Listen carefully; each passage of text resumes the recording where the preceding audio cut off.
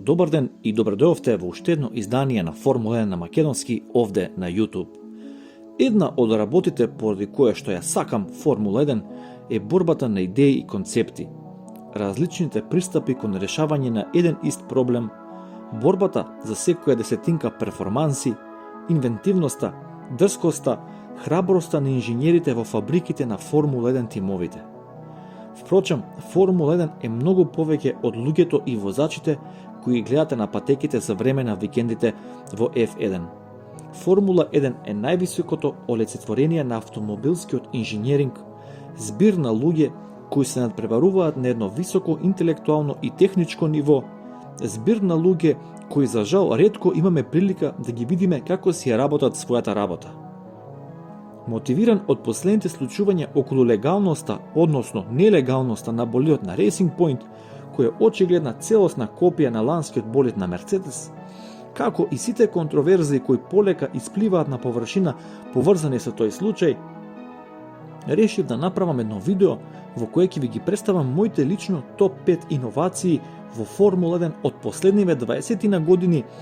Тоа е период како јас пратам Формула 1, односно од 97 година па навака, иновации кои биле на лимитот на самата ивица на легалноста во Формула 1, иновации кои нашле дупка или сива зона во правилата и кои предизвикале големи контроверзии и одлуки кои завршиле на Интернационалниот суд на ФИА во Париз, па да почнеме со видеото.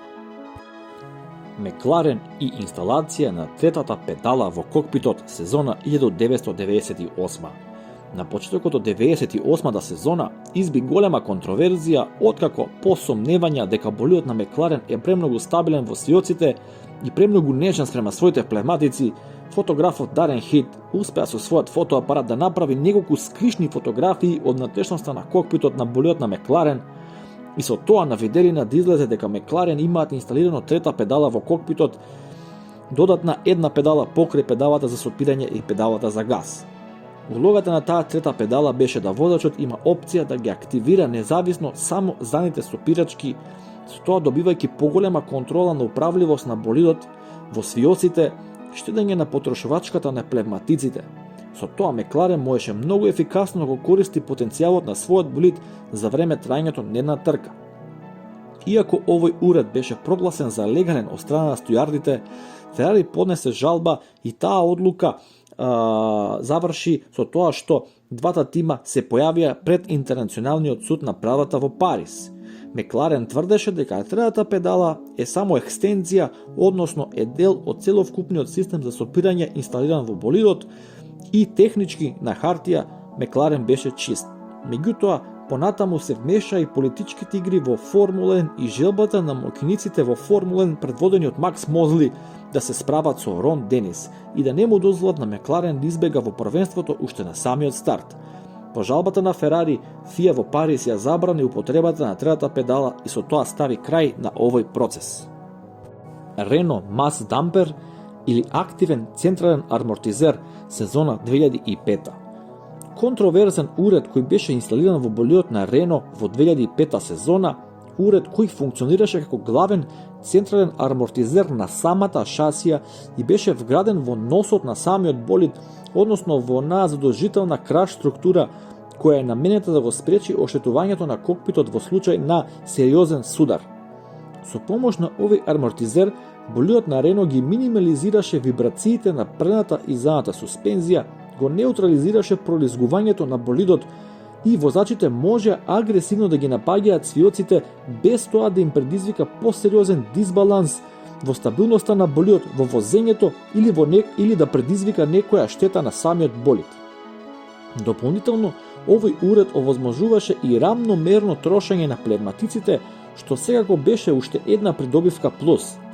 Со текот на времето неколку тимови успеа да развијат своја верзија на овој уред, но ФИА во 2006 сезона го прогласи овој уред за нелегален под образложението дека тоа е подвижен аеродинамички уред, што остави многумина во падокот зачудени, бидејќи овој дел, иако беше инсталиран во шасијата на болидот, никогаш не беше директно поврзан со суспензијата на истиот. Од овде произлезе дека ФИА донесе една политичка, а не техничка одлука, нешто што за жал ја краси ФИА во повеќе наврати. Brown GP и двојниот дифузер во 2009 сезона. 2008 година и финансиската криза во светот донесе неколку тешки одлуки во падокот. Една од нив беше повлекувањето на Honda како конструктор од Формула 1 и својот тим со целиот свој имот и со недовршените болиди за 2009 година ги стави на продажба за само $1.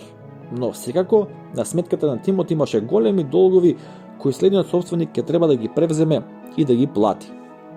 Тука во приказната влетува Рос Браун, прави договор со Мерцедес и адаптира шасијата на Honda, која е гениална и која во незе содржи аеродинамички елемент што никој друг не се сетил да го инсталира, па тука можеме само капа да им симнеме на јапонските инженери од Honda кои работеле на развојот на овој болид. Секако, тука станува збор за фамозниот двоен дифузер. Во правилата беше наведено дека подот на болидот, заедно со плочата која е дел од дифузерот, мора да тече непречено, односно да нема прекршување, што би значило дека не смее да има каков било отвор во самиот под и самиот дифузер. Но овој пат повторно јапонскиот инженер од Honda сфатил дека во самиот сет на правилата не стои ништо во однос на висината на дифузерот во однос на самиот под на болидот, па така, со креирање на простор помеѓу овие две тела, тој успева да го крене дифузерот за дополнителни 175 мм, како што гледате на оваа слика во прилог, секција која е обележена со жолто и на тој начин се добива зголемен негативен аеродинамички потисок кој продуцира екстра потисна сила. И со тоа е зголемен и ефектот на самата аеродинамика на болидот, а овој двоен дифузер ќе му помогне на Brown GP и Jenson Button да стигнат до двојната круна во сезона 2009 година. Предни флексибилни крила Red Bull сезона 2011. Во Формула 1 подвижни аероелементи се забранети, но Формула 1 не би била Формула 1 доколку не најде начин како да го надреди противникот и да го надитри техничкиот правилник. Токму тоа го направи Адриан Њуи со својот Red Bull во 2011 година, сезона во која Red Bull до совршенство ја донесе флексибилноста на своето предно крило кој е под притисок од потисната сила која се генерира со самото предвижување на болидот. Крилото ја менува својата форма, се лепи многу поблиску до асфалтот и на тој начин генерира така наречен ground ефект или уземјување со кое болидот може да добие одлични перформанси во брзите и средно брзите свиоци. Дизајнот на секој болид во Формула 1 почнува од предното крило. Предното крило го диктира целовкупниот аеродинамички концепт на болидот понатаму. Доколку сакате да знаете повеќе за тоа како функционира предно крило кај болидите во Формула 1, ќе оставам линк подолу во коментар од нашето видео објавено на нашиот канал кој го објаснува како функционира предното крило кај болидите во Формула 1. Но сега да се вратиме на самата тема. Red Bull преку користење на Carbon Fiber технологијата создаде едно совршено орудие. Карбонот на начинот кој функционира доста потсеќа на начинот кој користиме јаже. Колку повеќе сакаме тежина да издржи, толку подебела плетка одбираме. Кај карбонот исто така е битно да се напомене и начинот на кој се ложат слоевите, па така, ако слоевите се наложени во прави линии, можат да издржат поголем отпор. Слоевите кои се наложени под агул овозможуваат тој да се деформира, да биде флексибилен под одреден притисок. Па така Red Bull можеше да ги измами стујардите кои ги тестираа болидите пред трка во место, каде што предното крило на Red Bull беше многу ригидно, но во трка тоа доста беше флексибилно и ги даваше посакуваните резултати. Па многу забелешки ги протести од страна на другите тимови, FIA драстично ги намали милиметрите дозволени на флексибилност и овој феномен повеќе не е изразен како порано во Формула 1, иако се уште е пристоен кај сите тимови во F1, бидејќи е јасно дека не можете да генерирате, односно создадете апсолутно непомерливо предно крило кое нема да се помести или да биде флексибилно под притисокот на потисната сила. Меѓутоа, овој уред, овој начин на создавање, овој начин на развивање на нови технологии за мене е еден од фаворитите во изминативе 20 години. Сезона 2010 Мекларен и фамозниот F-Duct.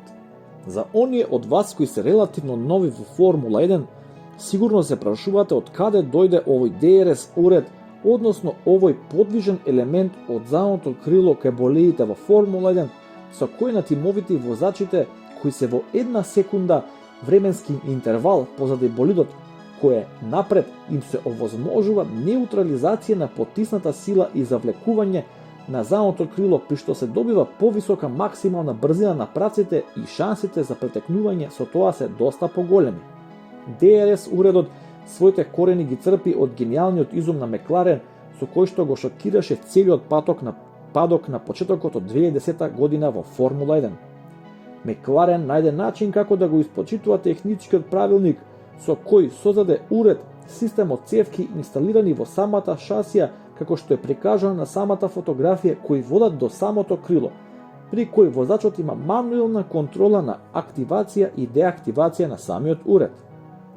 Кај Мекларен, возачите го правеа тоа со своето лево колено, со кое покрива отвор во самиот кокпит.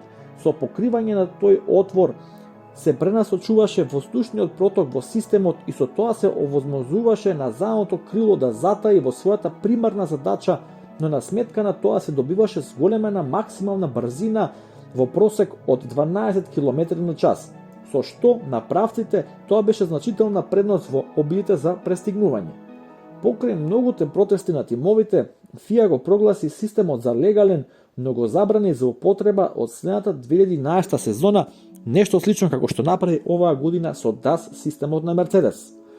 Во текот на целата сезона, сите тимови развија свој вид на FDAC, со што Ферари на крајот успеа да го создаде и најдобриот и најмоќниот ваков систем, но исто така и најризичниот, бидејќи кај Ферари возачите беа приморани да го вклучуваат системот со тоа што отворот во кокпитот го затвара со својата лева рака. Па често пат имавме прилика да ги гледаме возачите на Ферари како возат цела трка само со една рака. ФИА го искористи и овој аргумент на безбедност за да го забрани уредот.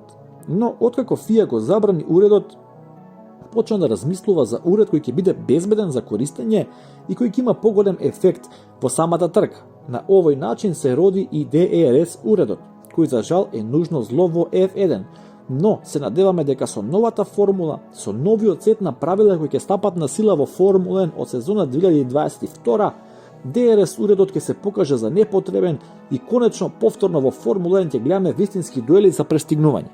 Доколку ви се допадна ова видео, ве молам за лайк, шер и сабскрајб, ве молам за ваш коментар во видеото подолу и секако ви благодарам уште еднаш што го следите канал Формула 1 на македонски. Се гледаме во некоја следна прилика, а до тогаш, поздрав!